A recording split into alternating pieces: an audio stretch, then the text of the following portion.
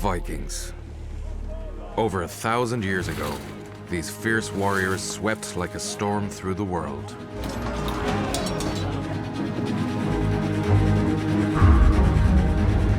Now, new discoveries challenge what we thought we knew about them.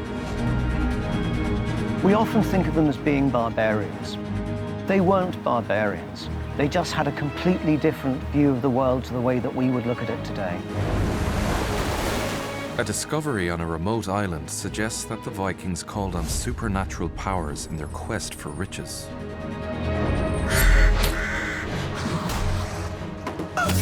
They were hostile, violent, and destructive. But evidence now suggests that during a mysterious crisis, they became unlikely saviors. Most dramatic of all is the story of a Viking king named Ivar. In 2020, archaeologists found the remains of the harbor where he docked hundreds of ships filled with slaves. Ivar and his descendants built an empire in the North Atlantic. They also invaded the Anglo-Saxon kingdoms, threatening to crush the fledgling nation of England. The dynasty of Ivar changed the course of history. This is their story.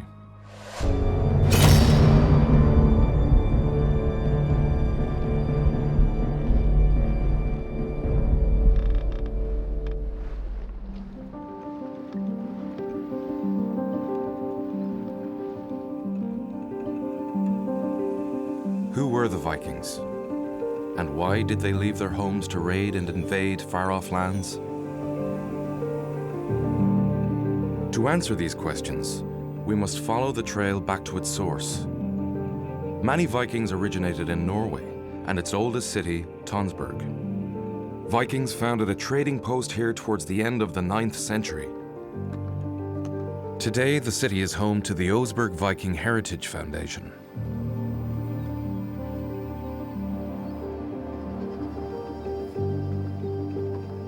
To know why the sea and sailing and ships are important to Norwegians, you only have to look at the map.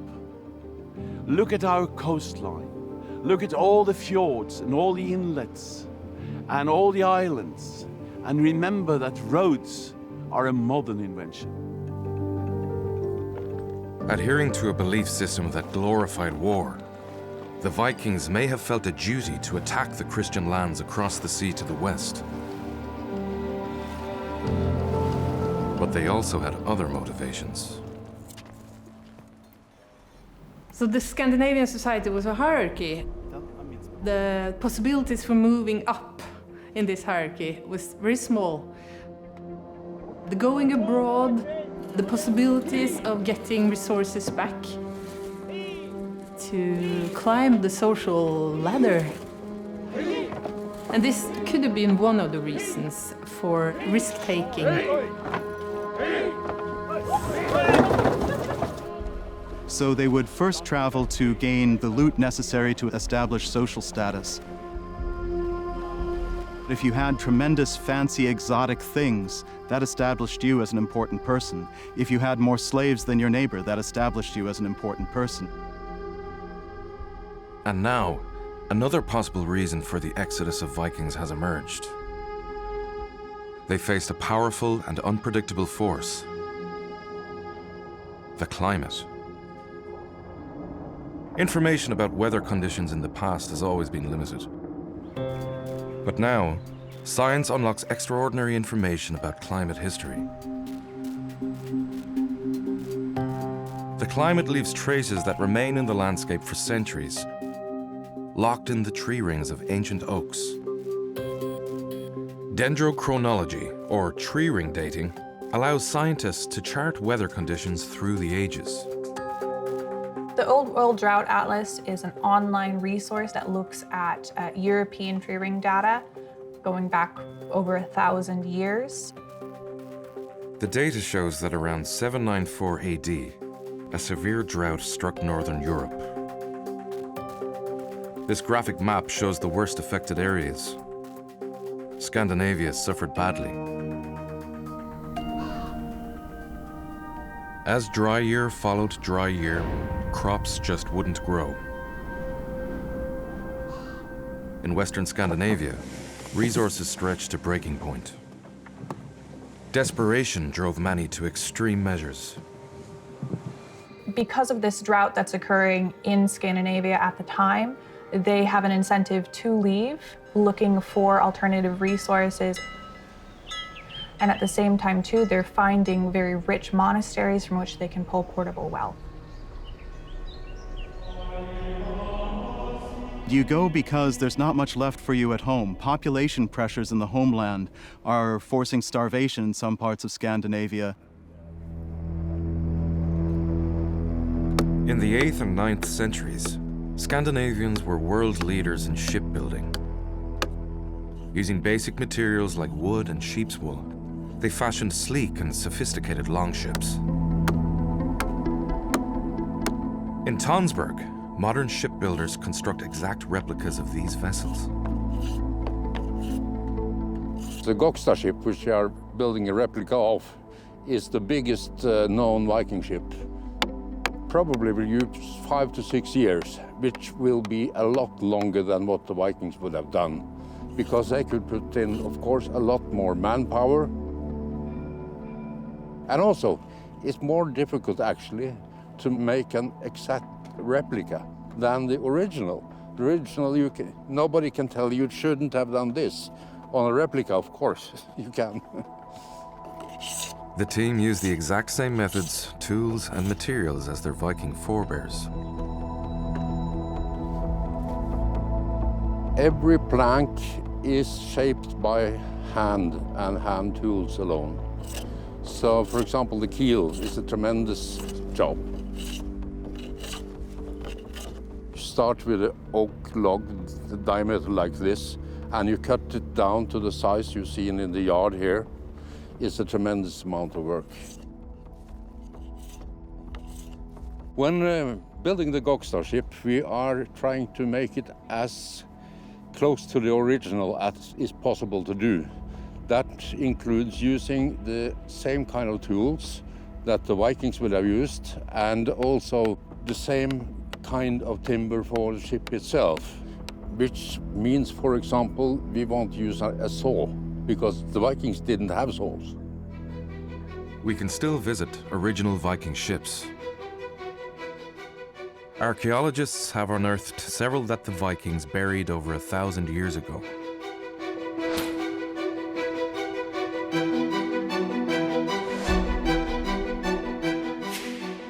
Some of the most famous are preserved here at the Viking Ship Museum in Oslo. The design of the Viking ship is quite special. It doesn't go very deep in the ocean. To sail it, it lay high in the water, so it was very fast. Because of the keel, it was also possible to go very near the coast. So the boats and the boat technology was very important. These ships were also perfect for raiding, thanks partly to a unique innovation: the side rudder.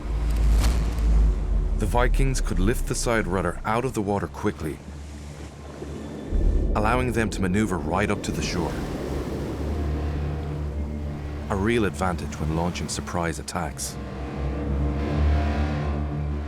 For decades, Viking expeditions set sail from Norway, striking west across the North Sea and on towards the rich monasteries of Britain and Ireland.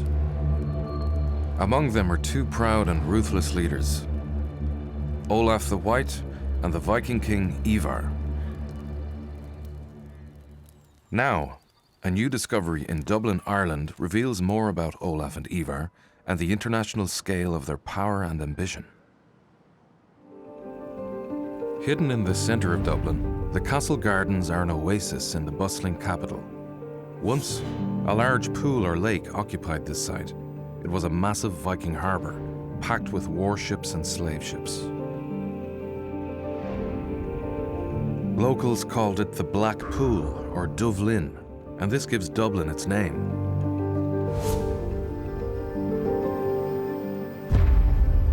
Now, archaeologists uncover exciting traces of the birth of a city.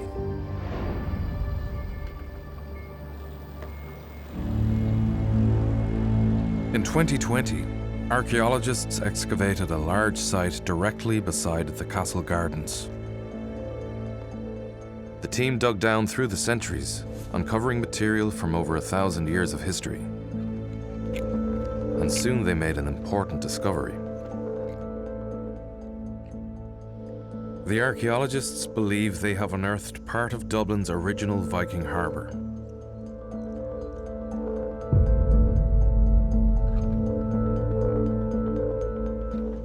The discovery of Viking ship timber and ship's nails shows they are on the right track. Here we have a piece of ship's timber that we found on the site. It's half of the rib of a Viking boat.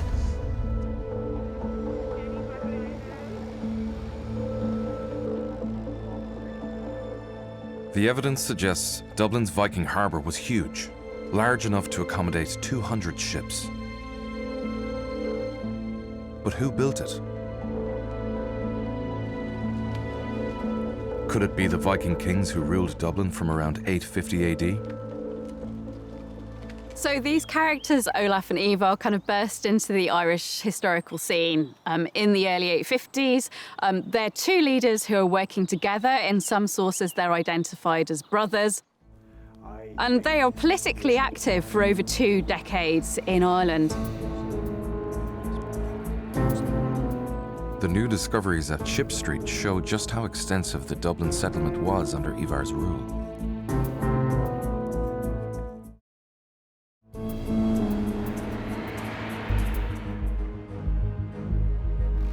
This was a major international hub, where slaves and other goods were gathered and shipped off to ports around the known world. Through a combination of war, trade, and settlement, Ivar and his descendants changed Western Europe, helping to create the region we know today. For the Vikings, the project had unprecedented scale and ambition. It was the culmination of a process that started some 60 years earlier, in the late 9th century, when Vikings began raiding monasteries around northwest Europe.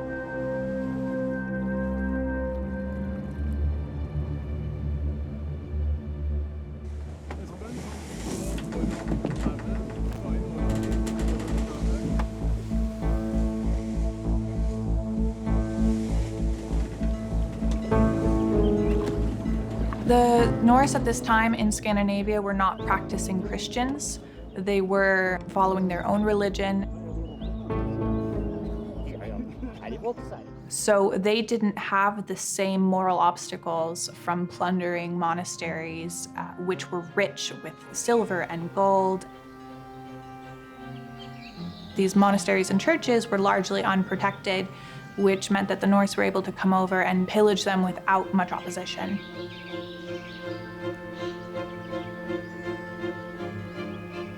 They were easy targets. The church settlement is an easy target. Vikings are not here to lose their lives. Vikings are here to gain the plunder they need to take back as easily and with as little cost on their end as possible. They were businessmen. And so they came in, 2 or 3 ships. After scouting the area, they knew where they were attacking.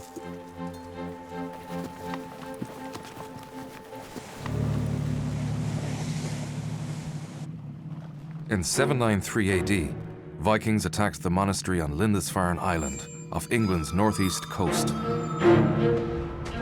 The invaders killed those who resisted and made captives of the others. They also carried off the church's precious treasures.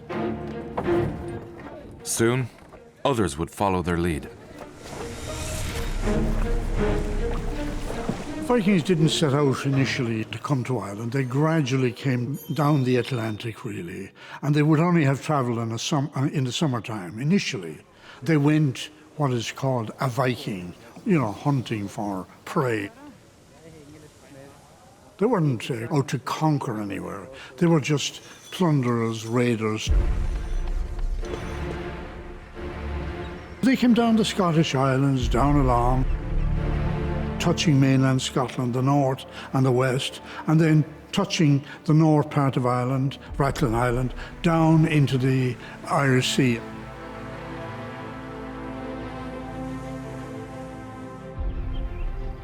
By the late 8th century, Ireland had been a Christian country for over 300 years and was home to many church settlements.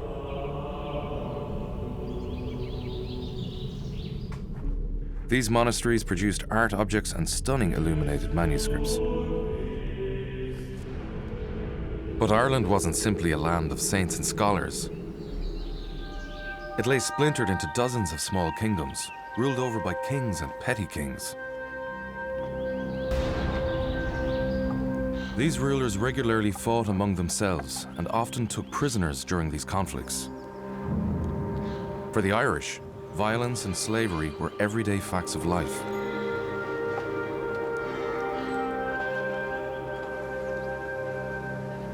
The main ways that the landscape of Ireland differs now to the Viking Age is in terms of forest cover. Ireland was thickly forested in large areas during the Viking Age. The landscape would have been less passable than it was nowadays because there would have been these tracts of forest and bogland to negotiate. For the Vikings, the sea wasn't a barrier, that was a routeway. Many monasteries were located around the coast, on islands and promontories. Lying just off the Antrim coast, Rathlin is one of Ireland's most northerly islands. The abbot Comgall founded a monastery there around 580 AD. Living under strict rules of poverty, chastity, and obedience, a small community of monks flourished on the remote island for the next 2 centuries.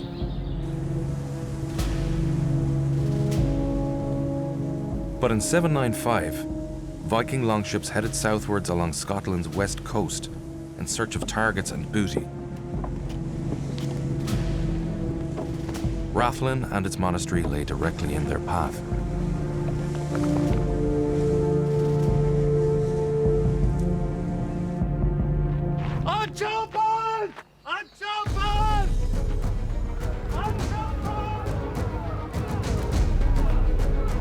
They would have done a targeted raid, fast in, fast out, as much loot and as much slaves as they could take away in a single trip.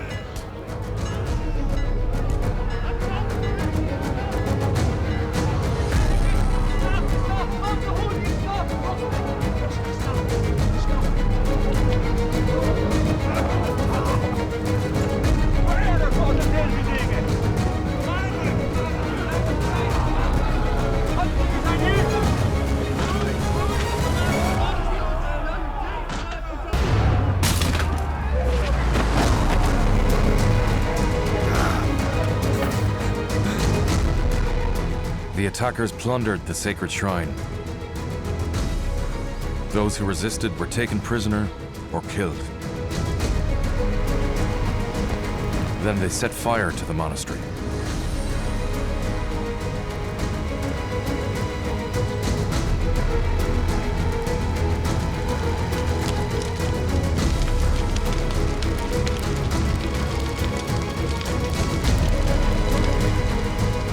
Traces of the Rathlin Vikings lay buried for over 1,000 years. In the 18th century, investigations uncovered a Viking cemetery on the island.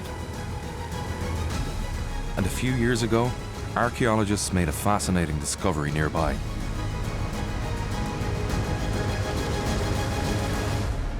The find suggests that in their quest for riches, the Vikings called on supernatural powers.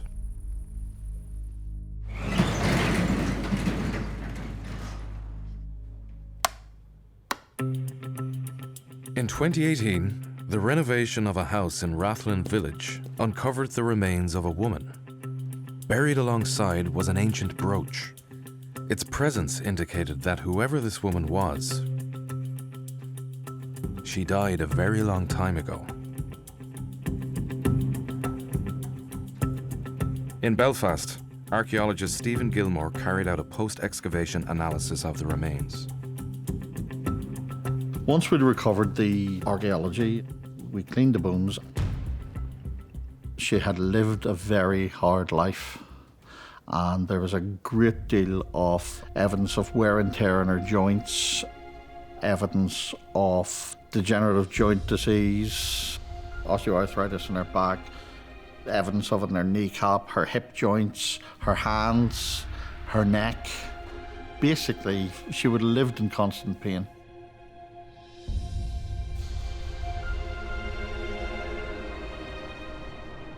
Hoping to find out more about who she was, he sent a sample of the bone for DNA analysis. The Department of Genetics at Trinity College Dublin is at the forefront of modern genetic research. The researchers here specialize in ancient DNA, the process of extracting DNA from the bones of people who died long ago. DNA analysis can reveal surprising and even shocking information about individuals who lived many centuries ago. Doctoral researcher Emily Breslin is excited by what the Rathlin bones might reveal. The lady from Rathlin is a mystery. We have this lady who was buried on quite a remote island in the north of Ireland. She was quite advanced in years when she died. But she is from a time period, very dynamic time period, which there was a lot of mobility. People were moving via the seaways all over the north of Europe at the time.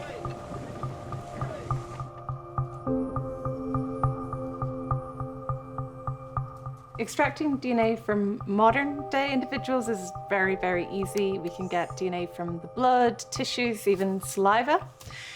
It's a completely different matter when we're dealing with archaeological remains. Much of this material, we're not actually going to get any usable amount of human DNA out of this.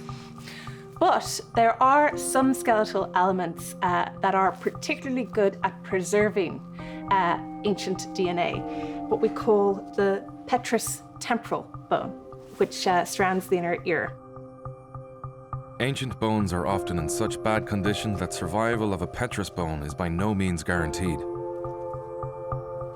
Luckily, the Rathlin remains yield a usable sample. The team carry out the analysis and are surprised by the results. The genetic analysis confirmed that she was female, and she was estimated to have almost fully Norwegian-like ancestry, with no detectable trace of an Irish, Scottish-like ancestry. She doesn't have the blonde hair and blue eyes that are the sort of stereotypical image of Vikings. She had dark brown hair, brown eyes, and a lighter skin tone. I know we all have the idea of, the classic Viking with blonde hair and blue eyes. But we also see diversity. We have got Vikings with darker pigmentation as well. The scientific analysis tells us a lot about the Rathlin woman. She was not native to the island, but grew up in Norway. But she's still cloaked in mystery. Who was she? And how did she come to die on a lonely island so far from home?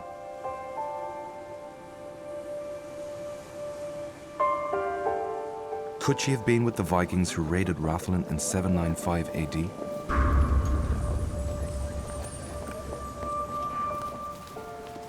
She obviously wasn't a settler because there's no evidence of Viking settlement in Rathlin. You don't bring an old woman on a raid or trading mission without a very good reason. You want your ship filled with active oarsmen, active warriors. Her role in a military mission, I think, it's much more difficult to explain. In this condition, be a part of a working team on a boat is not likely. And then, of course, you can look at other possibilities. The Vikings may have thought the woman could call on supernatural powers to aid their mission. Is there a possibility that she was their wise woman? You know, you need somebody to protect you from the curses of the churches that you're knocking over. Maybe this was this woman's role. Magic seems to be associated with female characters. The female sphere in the Viking Age, in the written sources. And this has actually a parallel in the Greek mythology and many other mythologies, that sort of the household magic is a sort of a female sphere. What we call magic and sorcery, what they probably would call part of the living world. Also something to do with our modern way of understanding this phenomenon, because magic was probably as real to them as electrical objects are for us today. Whether or not they believed they had supernatural assistance, the Vikings continued to raid monasteries with deadly efficiency. In 807, they burned the church settlement on Inishmurray off Ireland's west coast. It seems the same raiders then continued down the coast in search of further prey. Located near Galway in Western Ireland, the peninsula of Roscom looks southwest towards the Atlantic. Roscom is best known for its medieval monastery, probably founded around the 7th century. All that survives are the remains of a small church, a graveyard, and a round tower. Today, this seems like a remote rural area, but during Viking times, it was a major hub of European trade. So much so that it's attracted a research team from the University of Minnesota. Researchers Steve Matthews and David Woodward believe that before many European cities existed, Roscom was an important international center. They use remote sensing technology to find out more.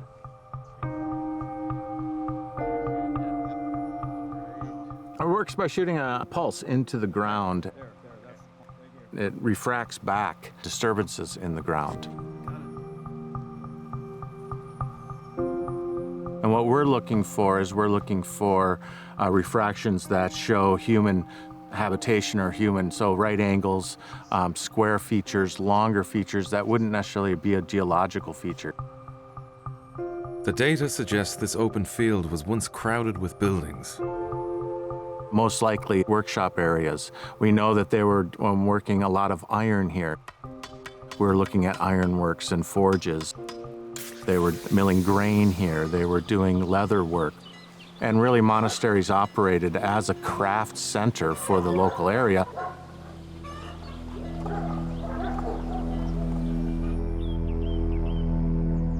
Roscom would have been a center of industry and trade, where all sorts of goods circulated,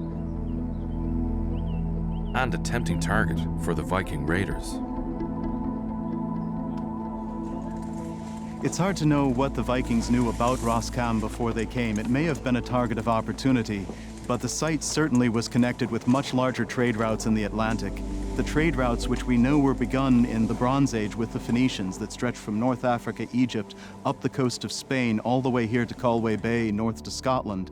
These trade routes would have been known to the monks at the time, and if the Vikings didn't know where they were coming at the time of Roscom, interviews with monks would tell them exactly where the monasteries were. When we think of Ireland today, we think of it as a land. When you lived here in the 6th, 7th, 8th century, you thought of it as a gateway to the water. The water is the highway to the world. The Vikings understood this, the Irish understood this. What this says to me is that the Vikings knew and understood there was a rich monastery here at Roscom at the time they hit it.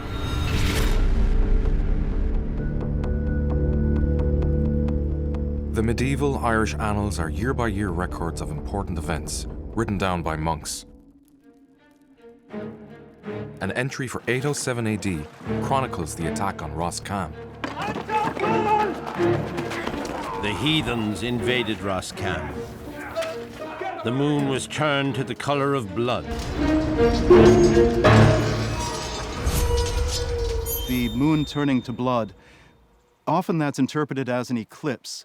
But that's our own modern thinking. We think, okay, a blood moon means an eclipse. A blood moon just means the moon is red as blood. And that can happen from a very Viking-oriented cause, fire. When you burn things, especially on a massive scale, the moon turns bright red as if it's washed with blood. I'd like to rethink our understanding of monks. Monks at the time are not cowards, they're very brave. Blood is the symbol of martyrs, and that goes all the way back to the very early church. Tertullian, the church father, said, "The blood of the martyrs is the seed of the church." Vikings won battles with nasty weapons and a vicious attitude. Monks believed they would always win the war by outlasting it.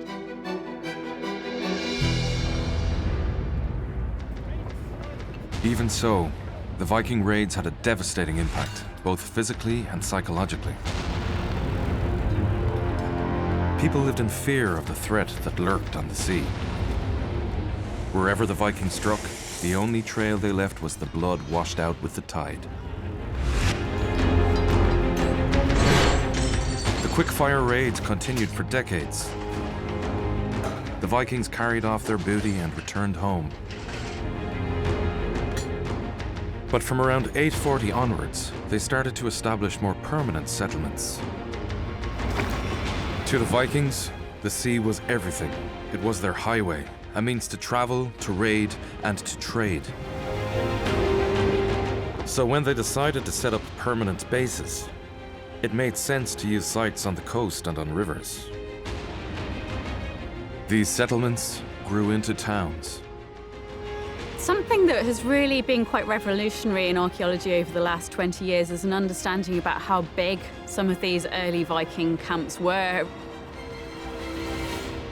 Excavations at sites like Woodstown, Dublin, Repton, Torksey has shown that these were very large settlements, so they were almost town-like, and you had lots of affiliated industries, people repairing stuff, people doing textiles, people sort of doing metalwork and trading. Dublin was very important and very attractive as a proposition to gain a foothold, because it sat on a river that went inland, deep inland. But also, it's located between two Irish kingdoms, Brega and Line, Leinster. So it was a border area where there was a bit of natural friction, military friction, and they capitalized on that. They were superb opportunists. Dublin became one of Europe's most important Viking towns. When the Vikings arrived there, many native Irish people were already living in the area, so they used force of arms to gain a foothold. But they still had need of the local population. So the Vikings were attracted to Dublin not just by the Liffey, but they needed roads and they needed access to fields and they needed foodstuffs. Well, they had to have interaction with the hinterland and the Irish. They must have been trading with them or they would not have survived. So the population of Dublin wasn't massacred or disposed of in any way. They were literally conquered. The Vikings who settled in Dublin may have managed to subdue the local Irish, but they quickly faced a critical threat to their power.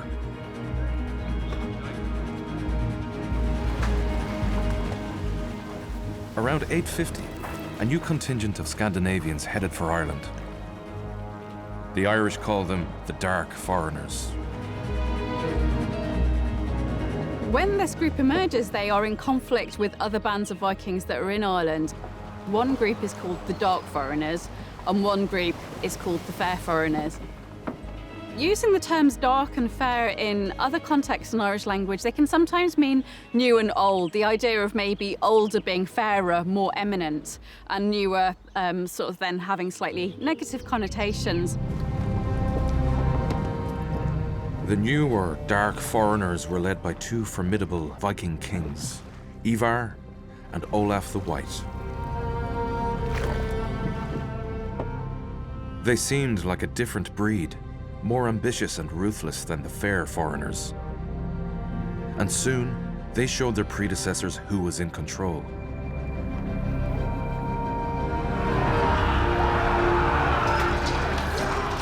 The Dark Heathens came to Dublin made a great slaughter of the fair foreigners and plundered the naval encampment, both people and property.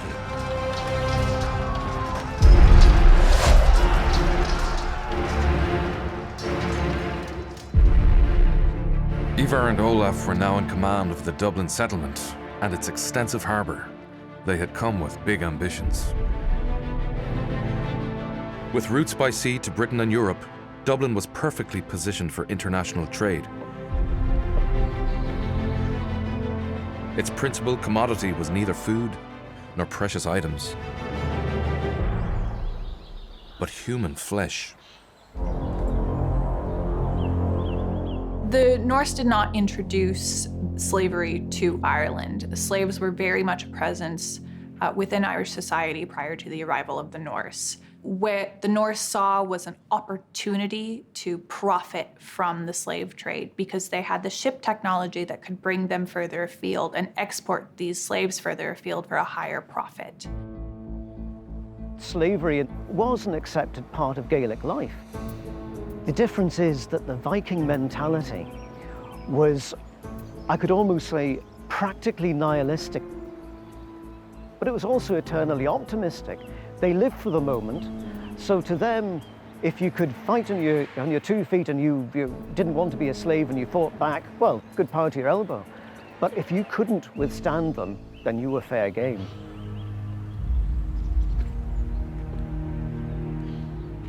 Ivar and Olaf gathered many captives during the raids.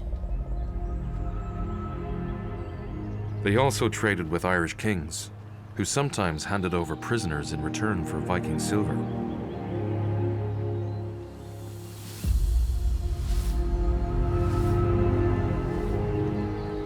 The Viking kings planned to make Dublin the slave trading capital of Europe.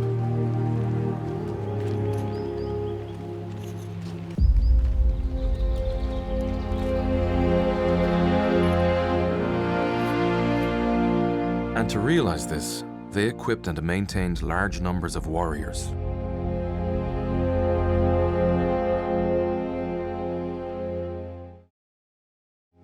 Archaeologists have uncovered the truth about this forgotten army, buried beneath this quiet parkland. At Island Bridge in Dublin, the National War Memorial Gardens are a calm and poignant place. The site commemorates thousands of men and women who gave their lives in the First World War. But this place is also connected with another army, one from much longer ago. During the 19th century, railway construction work nearby unearthed human remains from 1,000 years earlier. Island Bridge was home to a great Viking cemetery. Archaeologists Maeve Sikora and Barra O'Donovan believe it to be one of the most important anywhere in Europe. The Liffey is on our left, and then we have the ridge that the town was built on, running on the right, and the railway came in between these. It did, yeah, and I think that's really the reason that all of these discoveries happened. There was a massive amount of industrial activity. Kilmainham Island Bridge is a massively important Viking concentration of Viking burials, and it's the largest west of Norway. Some of the graves belong to women, but most belong to young males. Fighting men buried with their weapons. So what's remarkable about Island Bridge and Kilmainham is the number of swords that were found, which is, you know, indicative of a warrior elite, really, that were operating in Dublin at this time. Work on the War Memorial Gardens during the 1930s revealed more remains.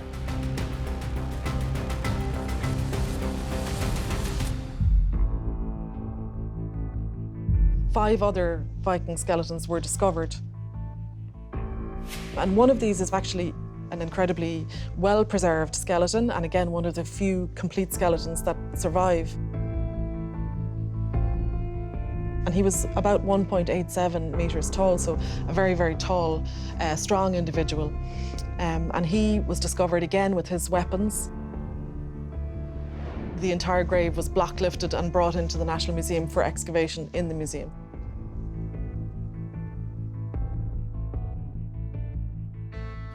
The most recent discovery turned up outside this small gate lodge at the edge of the park.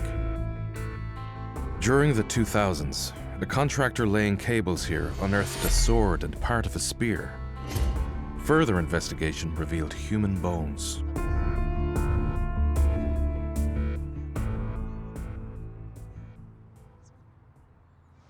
And the really unfortunate thing about the 19th century discoveries was that the human remains weren't curated.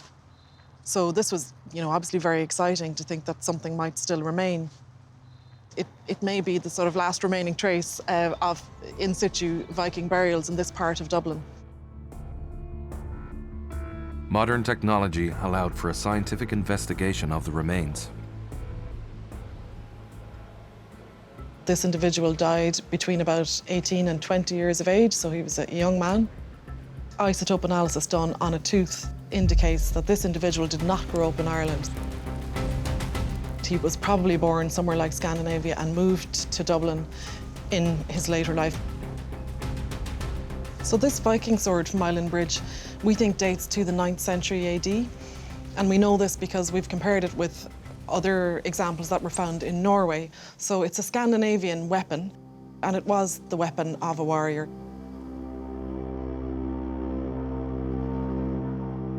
This young man had status. He may have been the son of a Viking lord or king. Like the other warriors whose graves lie deep in Island Bridge, he was buried in the late 9th century, around the time when Ivar and Olaf ruled Dublin.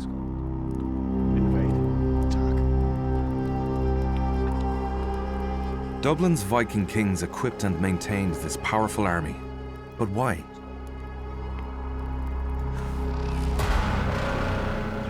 As pragmatic as they were ruthless, Ivar and Olaf knew that conquering Ireland would be difficult. The range of different power groups made it next to impossible for the Vikings to occupy the country. Easier conquests could be made elsewhere.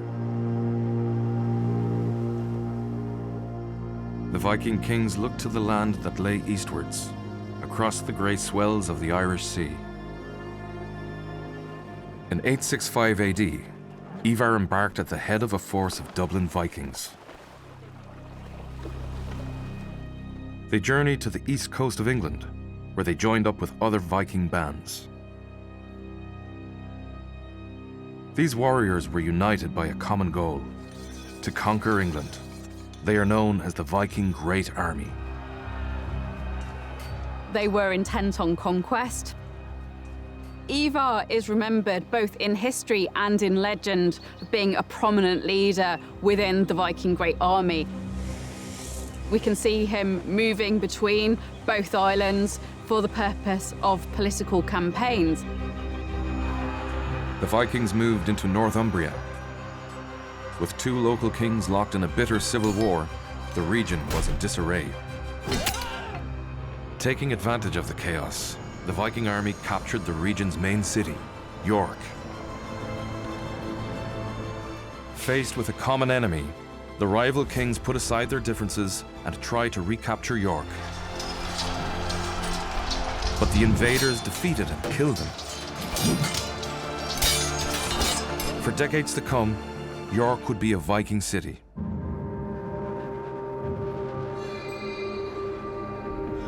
The Vikings then headed for Whitby Abbey on the North Sea coast. These Gothic ruins date from the 13th century, but hundreds of years earlier, an even older monastery stood here. A Viking warband, led by Ivar himself, attacked and ransacked the place.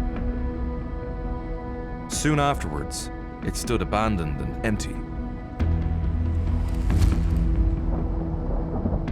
In the late 860s, the Viking army invaded the Anglo-Saxon kingdoms to the south, laying waste to large parts of the country. This was a clear change of strategy for Ivar and the other Viking leaders.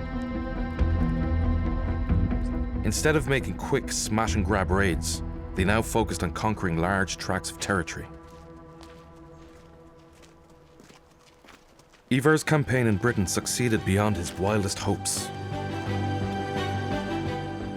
At York, he established a new base, a counterpart to the Viking kingdom of Dublin.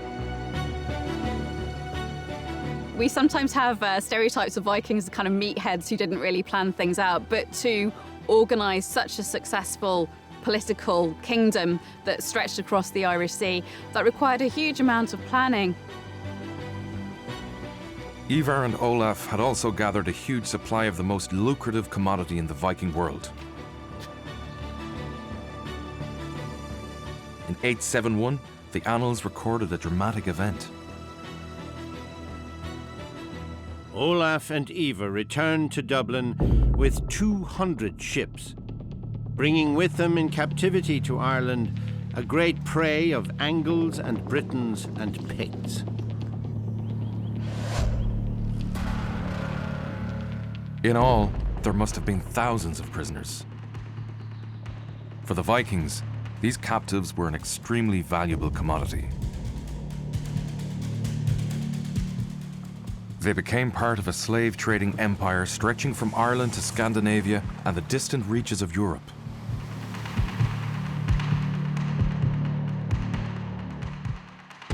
Ivar died in 873. By then, his reputation was such that the annals called him King of the Norsemen, of all Ireland and Britain. By the time of his death, he controls most of the Irish seaboard region, from the Orkneys, the Western Isles, Argyll, Strathclyde, Caithness, the Isle of Man, and of course, Dublin and York.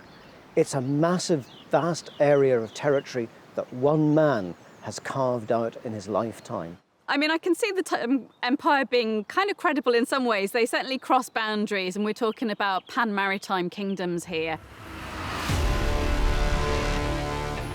Ivar's descendants now took up the mantle of Viking power and ambition.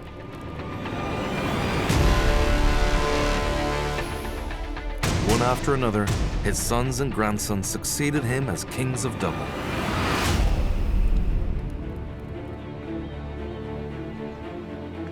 Territories controlled by Irish kings surrounded Dublin and Ireland's other Viking settlements. In the years after Ivar's death, they and the dark foreigners stayed locked in a delicate balance of power. Neither side could dominate the other.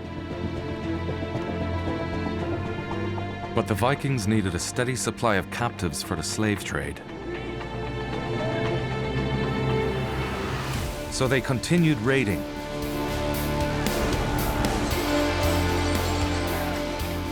Attacking settlements and monasteries that lay under the protection of the Irish kings.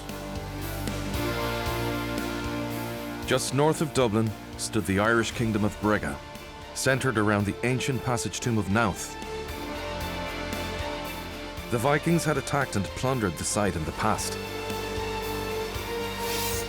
And in 896 AD, they killed Flanacán mac Ceallacht, the king of Brega. For Flanacán's kinsfolk, this was a point of no return. And in time, they would avenge their slain king. In 902, the men at Brega joined forces with the Kingdom of Leinster and struck at Dublin.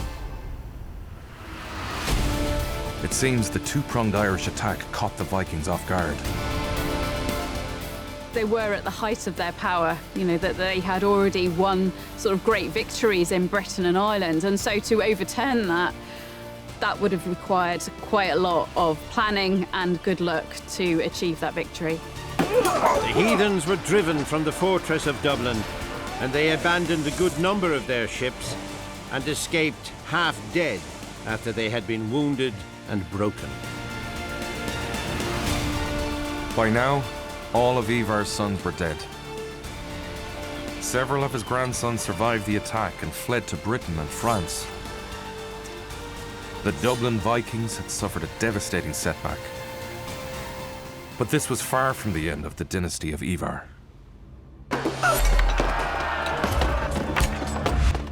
In the decades that followed, Ivar's descendants would recover their fortunes and wage war once again. And the greatest battle they fought would decide the fate of England.